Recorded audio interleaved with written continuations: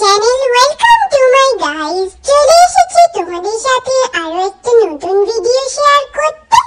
আমাদের সাথেই থাকো, সাবস্ক্রাইব করে রাখো, তাহলে নতুন ভিডিও দেখার জন্য বসে পড়ো তাড়াতাড়ি, কেউ মিস করো না, ঠিক আছে? চলো তাহলে শুরু করা যাক।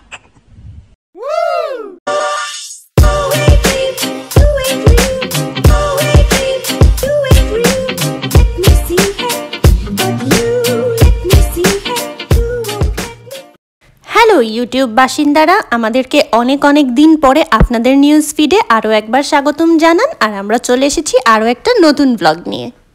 এই যে দেখতে পাচ্ছেন বাইরে অনেক সূর্যের আলো দেখা যাচ্ছে, কিন্তু এই সূর্যের আলো কিন্তু একটা ফেক সূর্যের আলো।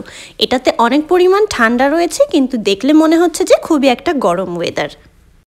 অনেক বছর ধরে এখানে থাকায় পার্সোনালি আমি উইন্টার একদমই পছন্দ করি না। আমার সবসময় প্রেফারেন্স থাকে সামার। আর এই আবহাওয়াটাও ঠিকই ছিল, খুব বেশি একটা ঠান্ডা লাগছিল না, তাই জন্য মানিয়ে নিচ্ছিলাম। কিন্তু সামনের দিনগুলোতে আরও অনেক বেশি ঠান্ডা হবে, বৃষ্টি ঠান্ডা বাতাস সব মিলে একাকার হয়ে যাবে, সেই নিয়েও আমি অনেক ডিপ্রেসডও ছিলাম। বাট আমার ইজানের এসব নিয়ে কোনো মাথা ব্যথা নেই। ওকে যখন তখন যেখানে খুশি বাইরে যাওয়ার জন্য বললেই ও টুস করে রেডি হয়ে যায় আর বাইরে যাওয়ার জন্য হিহি হাহা করতে থাকে।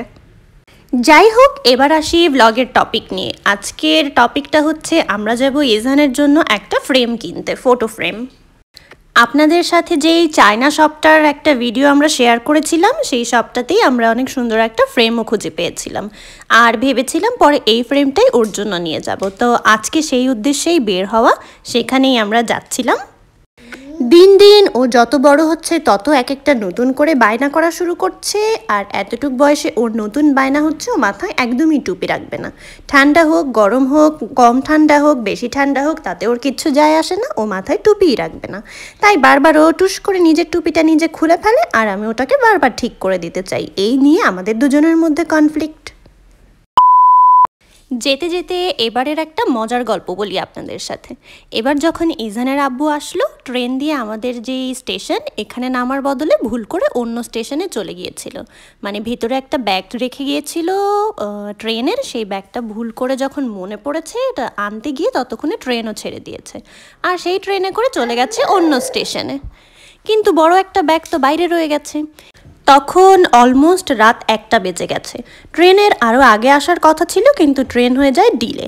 এইদিকে আমি তো ট্রেনকে ট্র্যাক করছিলাম, কত দূর আসলো, এখনও আসলো না কেন, আধা ঘন্টা হয়ে গেল, ডিলে হচ্ছে কেন, এটসেট্রা এটসেট্রা।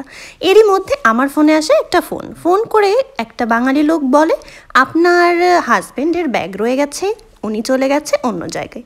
এটা শুনে তো আমি হয়ে যাই অবাক। এখন কি হবে, কোন ব্যাগ রয়ে গেছে, পাসপোর্টের ব্যাগ নাকি অন্য ব্যাগ, তাই তো বুঝতে পারছিলাম না।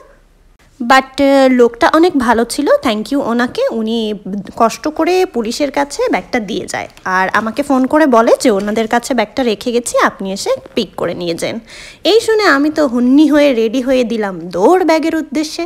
যেতে যেতে রাস্তায় কোনো মানুষ নেই, আর আমি চিন্তা করছিলাম চলে যে গেছে এত রাতে কিভাবে আসবে অন্য স্টেশন থেকে। এই সব ভাবতে ভাবতে গেলাম স্টেশনে। গিয়ে দেখলাম একসাথে 10-12 জন পুলিশ আমার দিকে তাকিয়ে আছে। ওনাদের এক্সপ্রেশন দেখেই আমি বুঝে গেলাম, আমার এই বুয়া মার্কা গেট আপ দেখেই ওনারা আমার দিকে এভাবে তাকিয়ে আছে। যাই হোক, এত রাতে টেনশনের মধ্যে আমি তো আর মেকআপ করে যাব না, তাই এভাবেই দৌড় দিয়েছিলাম। গিয়ে ওনাদেরকে বললাম আমার এই ইটালিয়ান ভাষায় যে আমার হাজব্যান্ডের ব্যাগ রয়ে গেছে ভিতরে। ওনারা আমাকে দেখিয়ে দিল যে ওইখানে একটা ব্যাগ আছে। তারপর শুরু হলো ওনাদের জেরা করা। লাইক আমি হলাম আসামি, ওনারা হলো পুলিশ, আমাকে গ্রেফতার করার জন্য নিয়ে এসেছে বা রিমাইন্ডে আমাকে রেখেছে। এই ব্যাগ কার, এই ব্যাগ কোথা থেকে এসেছে, এই ব্যাগের মধ্যে কি আছে, যে এই ব্যাগ সে আমার কি হয়, সে কোথা থেকে এসেছে, কেন এসেছে, কবে এসেছে, এই সেই বহুত কিছু। এত প্রশ্নের উত্তর দিতে দিতে হয়ে যাই আমি ক্লান্ত। কিন্তু তারপরেও তাদের প্রশ্নের উত্তর দেওয়া ছিল দরকার, কারণ তারা তাদের ডিউটি পালন করছিল। যাই হোক, এরপর ব্যাগ নিয়ে আসতে আসতে রাস্তায় পেছন থেকে শুনি কেউ আমাকে ডাম ধরে ডাকছে। আর আমি তো ভাবলাম ভূত নাকি, এই রাত্রেবেলা ভূতও ডাকতে পারে, যেই হারে রাসেল ভাই শুনেছি এতদিন। তারপরে পিছে ঘুরে দেখি না, ভূত না, এটা আমার হাজব্যান্ড আমাকে ডাকছে। তাই তারপর তাকে অনেকক্ষণ বকাঝকা করলাম। তারপর আমরা বাসায় চলে আসলাম।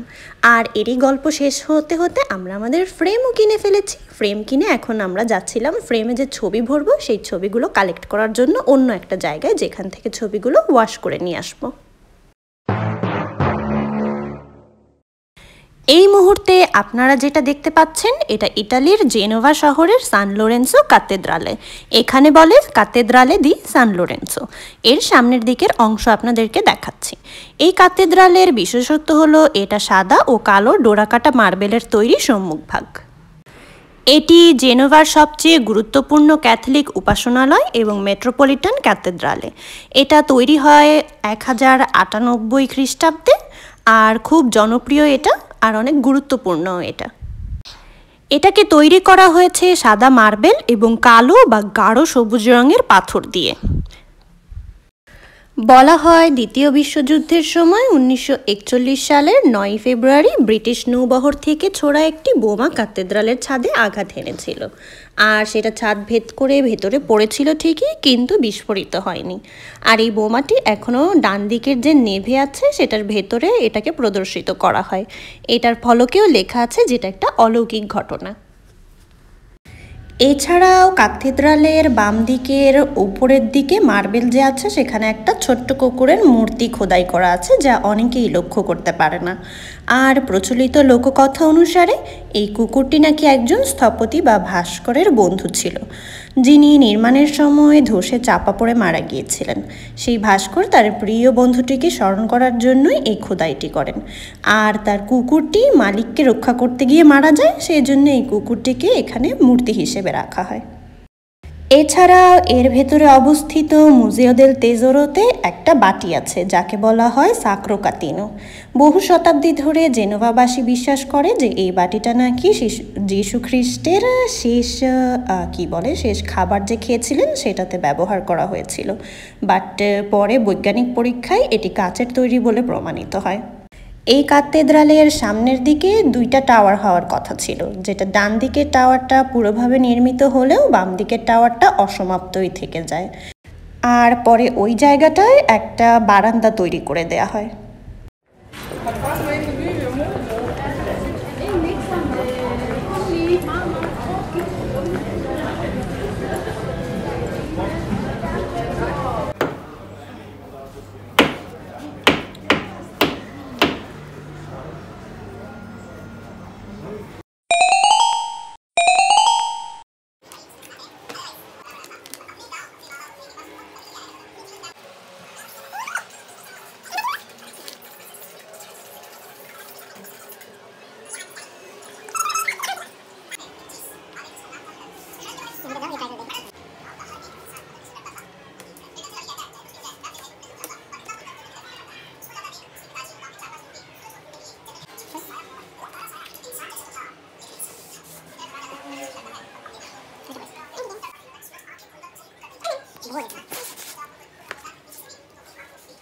প্রথমে আমরা ফ্রেমটাকে সেট আপ করে নিলাম ভেতরের ছবিগুলো লাগিয়ে, আর তারপর তো দেখতেই পাচ্ছেন আব্বু এখানে ড্রিল মেশিন দিয়ে ফুটো করছিল এটাকে লাগানোর জন্য।